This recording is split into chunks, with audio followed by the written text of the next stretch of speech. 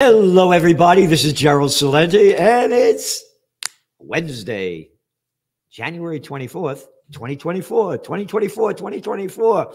Must be a special day, and it is. We have with us Judge Andrew Napolitano.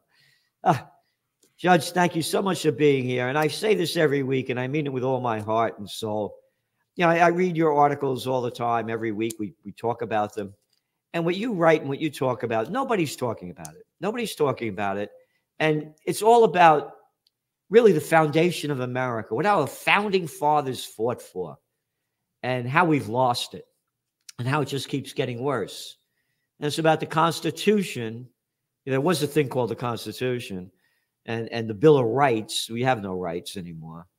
And you have an article that's coming out tomorrow, and it's called Government by Experts. You go on to say, I've often thought that after Abraham Lincoln, Woodrow Wilson was our worst president. By worst is meant least faithful to the Constitution and most destructive of personal liberty. With the exception of Lincoln's dictatorship, during which the federal government used violence to crush the state's natural right to secede from the Union they had voluntarily joined, and instead brought about the systemic murder of 750,000 persons.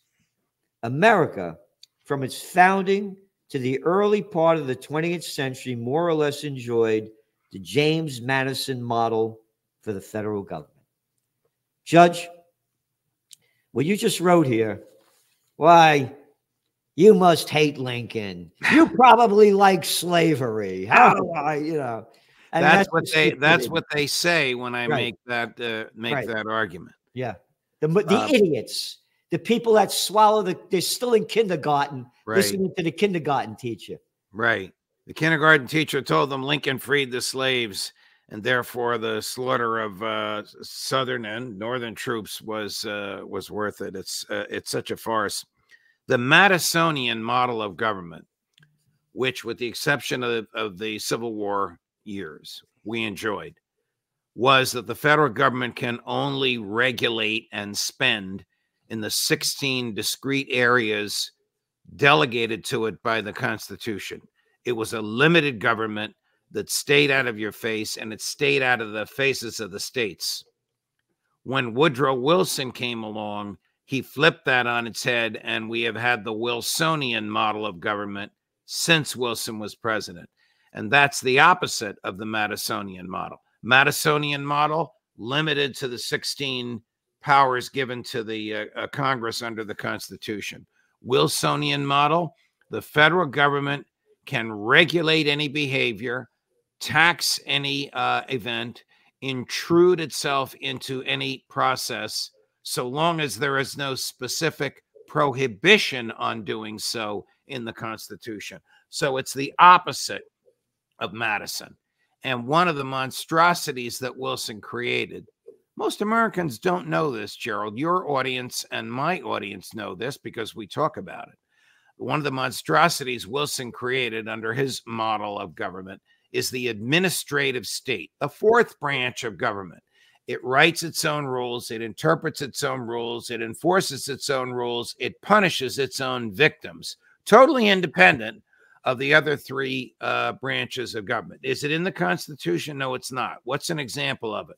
The Food and Drug Administration, the Environmental Protection Administration, the National Marine Fisheries Service. Who the hell has ever heard of that? Well, the National Marine Fisheries Service dictated a rule that you can only take so many herring and so many lobsters from the sea. And in order to enforce that sea, they put a federal agent on every boat and every lobster and herring boat. And then they sent a bill to the owner of the boat for the salary of the federal agent. Well, enough was enough for these fishermen, and they challenged it. It went to a kangaroo court called the administrative court, where the judge works for the same boss that the agency prosecutor does, the Secretary of Commerce. And of course, the judge and the Secretary of Commerce ratified their own rule. By the time this got to the Supreme Court, the Supreme Court ripped this thing apart in oral argument last week and may very well change the law, which says administrative agencies are not entitled to deference by the court, and the court can examine why they do what they do, because under the Constitution, only the Congress can write these laws. If Congress wants to say X number of lobsters, X pounds of herring, in my opinion, that would be wrong, but it would be constitutional. But when some other entity in the government does that, that's not transparent, that is not answerable to the voters, that makes up its own rules, that claims it has expertise, and the court says defer to them, that's wrong. In my opinion, after that oral argument last week, all of that is going to change. So what happened to these guys, the lobster guys? Well, the case was argued before the Supreme Court last week. We won't have an answer until April, but I read the transcript of the oral argument, and it's pretty clear to me that the court is going to not only reverse this crazy rule, it's going to say when an administrative agency writes its own rule, there is no judicial deference to the agency. Right now, there's something called the Chevron Doctrine. It's named after a case involving Chevron Oil. And it basically says when an administrative agency writes a rule, because they're experts, back to Woodrow Wilson, government by experts, because they're experts, because they know more about what they're writing about, lobster and herring from the sea, parts per billion of a pollutant in the atmosphere, the courts cannot second guess them, and the courts must defer to them. That's the Chevron Doctrine. If the court gets rid of the Chevron Doctrine and there's no judicial deference to administrative agency, then the administrative agency and the challenger are equal in court. So right now you go into court. The administrative agency doesn't have to prove its case. The challenger has to disprove the government's case. That's absurd. That's the way it is or was in the Soviet Union. Even in Russia, the government is equal to the challenger. So I think this is going to change. Most Americans don't know about this, and it's going to take the teeth out of these administrative agencies who've been regulating us to death. It's also going to say to Congress, hey, you want a law, you write it, and you justify that law to the voters. You don't give it to some secret behind the doors group to write the law so that you don't have to take the heat for it. You said most Americans don't know about this. So this is why I'm telling everybody, this is why you tune into the judge. And you have to go to his station, his podcasts, Judging Freedom. What he's telling you and us and informing the people in the true spirit of America, you're not getting anywhere else. What you're talking about, judges, most Americans, what we used to say in the Bronx, most Americans don't know. They don't know. I can't use the language, but right, they're totally tuned out. What you're telling this here, first of all, you talked about, the experts in the government. You're being very disrespectful, because if you look back at the COVID war, stand 6 feet apart. I'm an expert. Judge, you don't know what the hell you're talking about. The wind blows exactly in straight lines every 6 feet. Doesn't go up, doesn't go down. I'm an expert. I am in the government. Right. And when you go into a store, follow that arrow during the COVID war. You walk up that aisle and come back that aisle, because the COVID knows which way you're walking and it ain't going to bother you. And when you go on an airplane, you better wear that mask. But when you're eating and drinking, you take it off, even though you're sitting around everybody, because COVID knows when you're eating and drinking, and it's not going to bother you. I'm a government expert. These are the same idiots as saying how many lobsters you should catch. Right. It's the same mentality. It's the same arrogance. And you mentioned the 6 feet. I mean, the champion of this arrogance, I'm sorry to say, an Italian American by the name of Dr. Anthony Fauci, just admitted under oath last week they made up the 6 feet rule, that there was no scientific basis for it whatsoever. Gerald, People went to jail for refusing to follow the 6-foot rule, and it was made up. And the courts refused to second guess it because it came from experts. So what everybody needs to know, again, I was the assistant to the Secretary of the New York State Senate. I was at the top right there. The people in government are the people I couldn't stand in high school and college that wanted to be class president or head of the student council. And all these, quote, experts that work into the government system, they're bureaucrats. They're little crap heads that can't get a job in the real world, that suck into the political system, get these positions as experts, and become the most arrogant little pieces of scum on the planet. I had a guy over here at one of my buildings. You know the beautiful buildings I have. Yes. The 1763 Dr. Jensen house. I had a leak in the roof. So I got the guys up there fixing the roof. My staff comes over to me and said, Gerald, the building department's here. They put a stop work order up. I go over there, big sign on the door, stop work order. The guy's right there. I ripped it off. I said, what the hell is this? He said, you didn't get a building permit. I said, I'm not building anything. I got a leak in the roof. Well, the materials that you're using require a building permit. I said, you're full of crap. I said, get this in your head. I said, you're a public servant. You work for me. This is a disgrace. All you want is my money because you people don't work, and all you want to do is to keep stealing our money so you don't have to work. And what happened? I had to get a building permit, and they put a stop work order, and the guy I hired to do the work, they wouldn't work because they didn't want to get fined. Right. And again, we call them shitidiots. Yeah. They're not idiots. They're shitidiots. They're I did not know about this. This is terrible. This happened about a month ago. And I'm telling you, all the guys, after I finished, they were so happy what I did. I screamed and yelled at this guy. And I said, the taxes that I pay here, and you're doing this to me? And the guy, a little coward, Yeah. And that's what the people have to do. And that's what's lost in this country. But Gerald, here's what's lost on you. He's an expert. Yeah. I mean, this gets back to where we started. This is supposedly a government by experts, the people that know, they know more about holes in roofs and building materials than the rest of us do. It's really absurd. And it gets back to Madison versus Wilson. It gets back to government well outside of the Constitution, government doing whatever it thinks there's political support for, whatever it thinks it can get away with, whatever will enhance its own power and wealth. Back to your argument with this guy, you're taxing me, you want the permit because I have to pay for the permit. Whatever government can do to enhance its power and wealth, and it thinks it can get away with, it will do.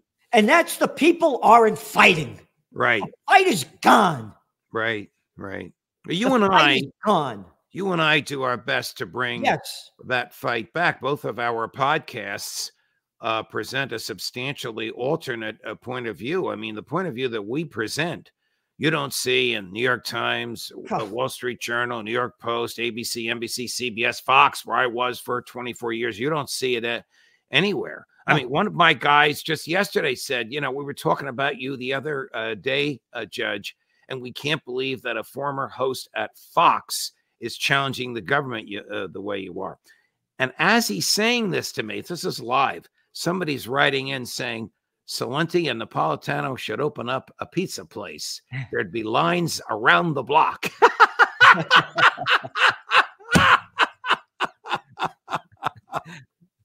I've always wanted to own a pizza place.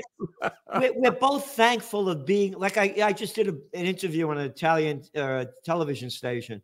And I said, I'm a blessed man. I said, I'm a Napolitano born in the Bronx. I said, my blood is Italian, but my heart's American. If I was born in Alta Villa Pino, Vico Quenz, I wouldn't be me. I'm me because I'm an American, and that spirit is gone. You know, I want to go back to your article because you mentioned this part that I wanted to know more about. You said about under this model, the federal government could only legislate, regulate, and spend in the 16 discrete areas of governance. What are those? Some of those areas?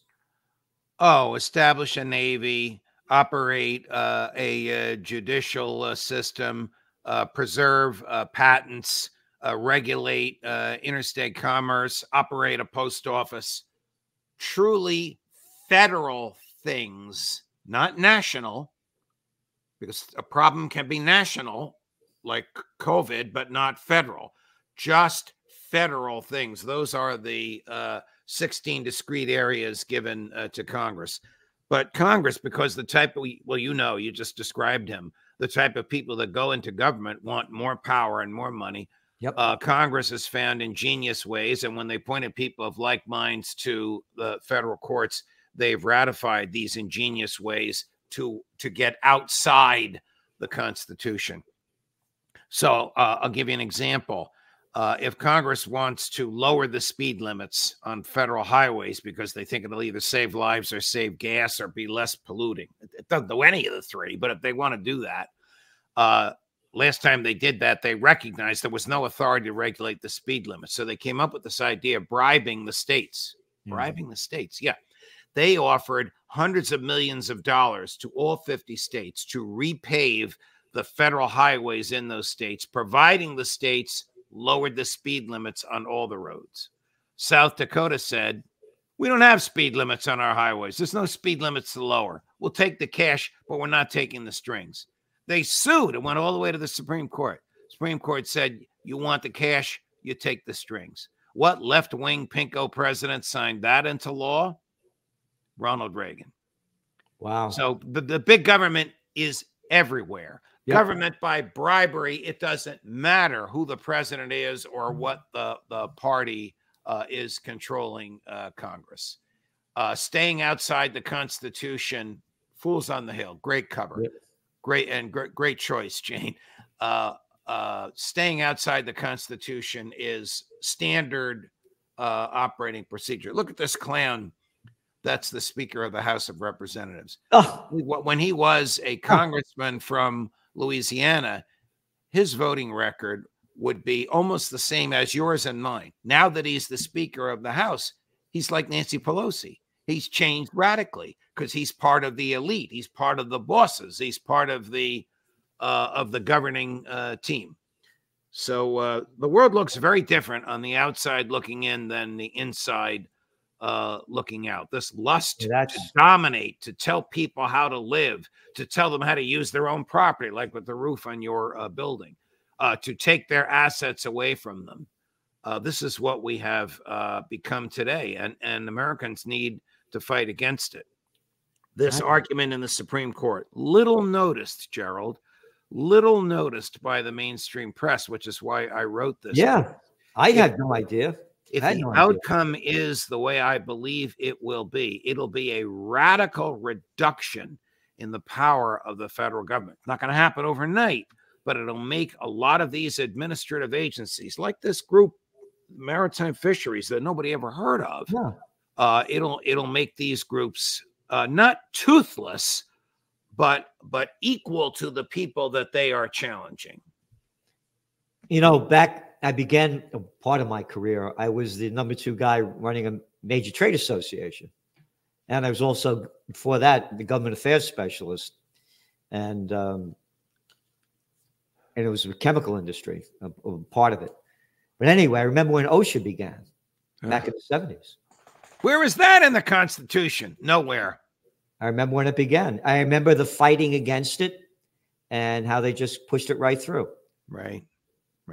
And now they're in total control. The guys tell me on construction jobs that OSHA's come by and they require this, require that, require this, require that, and keep breaking their chops over. The laborers, most of whom are the salt of the earth, are terrified of OSHA and of building inspectors, even when they know OSHA is wrong. because it's not an OSHA regulated project, even when they believe the building inspectors are wrong, because you're not building anything. You're just patching up a roof. So you asked me about the powers that Congress has. One of them is to regulate interstate commerce. What did that mean to Madison, who wrote it? He meant to control the movement of goods between merchants over borders. So if you want to sell a wheelbarrow from Kingston, New York to Trenton, New Jersey, as it crossed the border from New York and New Jersey, the feds could regulate it to make sure New Jersey wasn't charging a tariff, to make it fair for you to sell your wheelbarrow in New Jersey. That's what it was written for.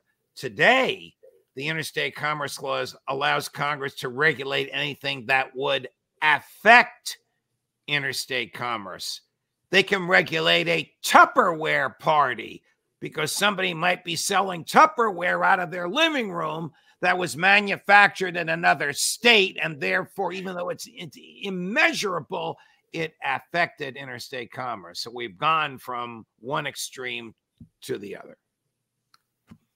It's so sad what's happened to this country. And again, I don't, I just want to, you mentioned Madison and, Woodrow Wilson and Lincoln. Was it their decisions, or do you think it's other powers to be that are telling them what to do?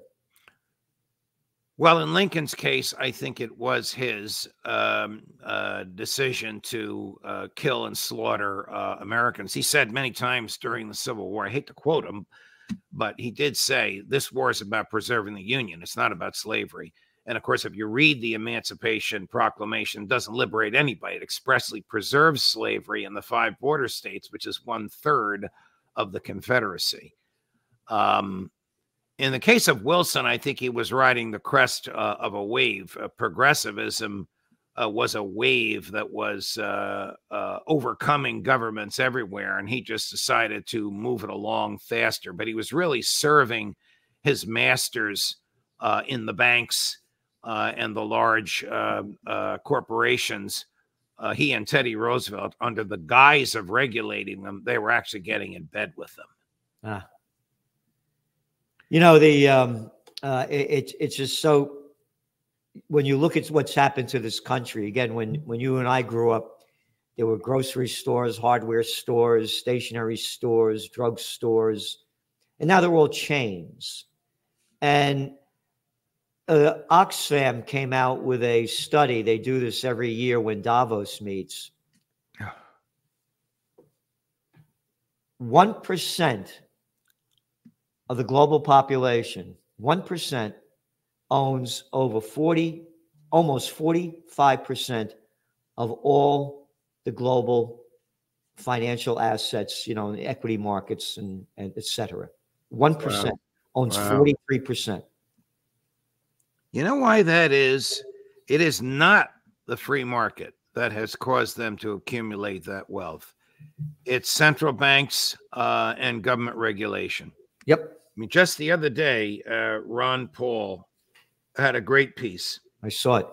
I mean, these people are crazy. 250 billionaires sent a letter to Davos saying, please raise our taxes. Okay. Yeah. You want higher taxes? Give the money to the government, or you give it away however you want. Ron Paul says, no, don't raise their taxes. Get rid of central banking. Yep. And you will see prosperity popping up all over the place. They will lose money because they won't be in bed with the government anymore. But the rest of us will become a lot more prosperous. Interest rates will be a function of supply and demand, not the decision of a bureaucrat in cahoots with the bankers. The super rich will no longer be getting bailouts like TARP from the federal government. They will no longer be getting cheap undermarket loans like from the Import-Export Bank, which of course comes from American taxpayers. It will be a level playing field. They'll never do it. By the way, what has the Supreme Court ruled on the constitutionality of the Federal Reserve? Yeah. Never got there. No. The case has been challenged so many times, it's never gotten to the Supreme Court. Scalia told me, God rest his soul, he thought that the concept of paper money and the concept of the Federal Reserve would be found unconstitutional. Didn't get to the court. You know, Judge, before we go, I want to tell people about your podcast that you do. The people you have on are phenomenal. And Judging Freedom, and you could go to this site. Just give us a quick wrap up of some of the things that you've been talking about in the. Well, Colonel Douglas Macgregor was a senior advisor to the Trump Defense Department the last 2 years of Trump's presidency. Is one of our principal go-to guys, a champion against American empire and American exceptionalism, a champion of bringing the troops home. Scott Ritter in the same category, hands-on chief weapons inspector for the UN, conversant with many, many European leaders, for many of whom he has no respect whatsoever, but gives us great insight into the way they think. Professor John Mearsheimer, one of the foremost political theorists of our era, about how all of our battles overseas and all of our troops overseas are consuming us, much like the Roman Empire felt. Professor Jeffrey Sachs of Columbia University, a liberal Democrat, but on foreign policy, as anti-neocon and as strong an argument of bringing the troops home as you can imagine. Max Rosenthal and Aaron Mate, two young Jewish American scholars, both of whom lived in Israel. Neither of them is 40. Fierce opponents of the Netanyahu regime, fierce defender of the rights of Palestinian people. I could go on and on and on. It's gotten to the point where these top-of-the-line people are calling me saying, you're going to have me on this week. You're going to have me on this week. And of course I say yes, because my audience, which is not a Fox audience, it's a anti-government, anti-war, pro-peace, pro-free market audience, loves them. And they get to say what they want, and not in 3-minute Fox-like clips, but in half-hour conversations like you and I are having now. Yes, that's great. You know, anti-war, pro-peace, anti-big government. Why we should be? They should put us in jail for that. I mean, how dare we speak? Don't give them any ideas. Yeah. Actually, somebody sent me an email just yesterday saying, we hear you're going to be arrested by the federal government. So, of course, I don't, Yeah. But, Judge, thanks so much. Oh, by the way, did you see the cover of this week's magazine? Yes, I did. You sent it to me last night. Yeah, Jane, you can put that cover up. Right. Misinformation is our #1 threat. Yep. Right. Did you see, these are just absurd and laughable, but worth viewing. I ran them. Tom Friedman of the New York Times interviewed Secretary Blinken, bobblehead like this, agreeing with everything Blinken was saying, but Blinken hand-wringing at his worst. So we juxtaposed that with an interview the BBC did with Foreign Minister Lavrov of Russia, a serious statesman, with a serious, deep thinker. It was like night and day. It was humiliating to watch Blinken and compare him to Lavrov. I never thought I'd see the day that I'd be saying this. This is not anti-American. This is pro-humanity, pro-peace, exactly. Anti-war. This little clown Blinken, the daddy's boy. My daddy was ambassador to Hungary. My uncle was ambassador to Belgium. I went to Dalton and Harvard. And an arrogant little boy who's loved every war since he's been sucking off the public tits since about 1994. This guy at Davos, oh, my heart is broken when I see what's happening to the Palestinians. And bypasses Congress to send a couple of $100 million of our money and our weapons to keep slaughtering the Palestinians. That's the little freak you're talking about. So stupid and unlawful. Stupid because why does he have to bypass Congress? Congress will give the Israel government whatever it wants. Violative of law because he had to certify in order to bypass Congress, he has to certify under oath. A, it's an emergency. B, it's absolutely vital to American national security interests. I would defy him to allow me to interrogate him under oath and have him explain what is the emergency American national security interest at stake here, Mr. Secretary. Please explain, because you just said under oath that there is one. Yeah, so sad what's happened. We again, as you well know, I want Judge Napolitano to be president of the United States. We'd have a whole different world here. Yeah. Judge, thank you. By the way, Max Blumenthal challenged Bobby Kennedy to a debate on Israel with me moderating the debate. I said, of course, I'll do it at the drop of a hat. You could sell tickets to that. Bobby hasn't answered. Bobby hasn't answered Max, and Bobby hasn't answered my producers. Nah, shame. He's a fraud. Shame. Again, look, he got rid of Dennis Kucinich, who was a speaker up here at my last rally. Right. That was his campaign manager, and Kucinich ran for president, twice as a peace candidate. Right. Got rid of him. And who did he bring in? His daughter-in-law? And what was the last job? An ex-CIA agent. Yeah. All right? Yeah, your Uncle JFK'd really be proud of you, Bobby boy.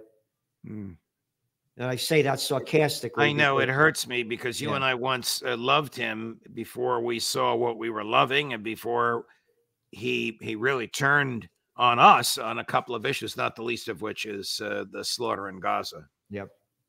Judge, thank you again for being here. And everybody, go to Judging Freedom, because freedom, what it's all about.